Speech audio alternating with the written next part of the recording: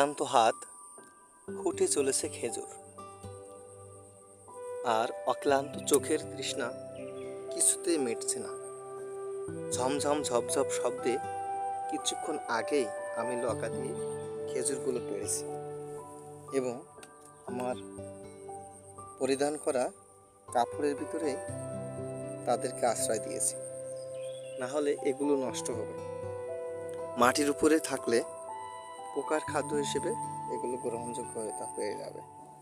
দেখুন, আমরা যেরকম কাশ্মীরের ভিতরে দেখি গাছের নিচে পড়ে আছে অসংখ্য আপেল, আর বাংলাদেশে এই খেজুর গাছের তলায় হাজার হাজার খেজুর। দেখুন, পাখিতে খেজুর ফেলে যাচ্ছে, টপ টপ শব্দে সমস্ত তলা বিছিয়ে গিয়েছে।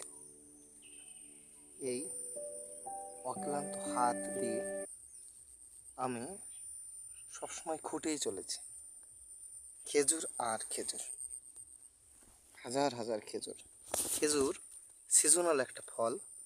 এটা দিয়ে চালের গুঁড়া বা চাউল ভেজে আপনার ছাতু তৈরি করা যায় খেজুর দিয়ে। এছাড়াও বাচ্চারা খুবই লোভনীয়ভাবে এটা ভক্ষণ করে থাকেন এবং প্রত্যেকের প্রিয় একটি ফল।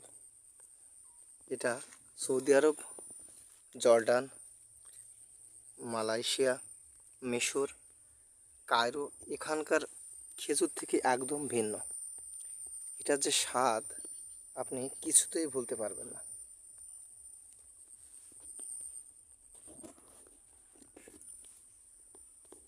দেখুন কিভাবে গাছের নিচে ছড়িয়ে ছিটিয়ে আছে।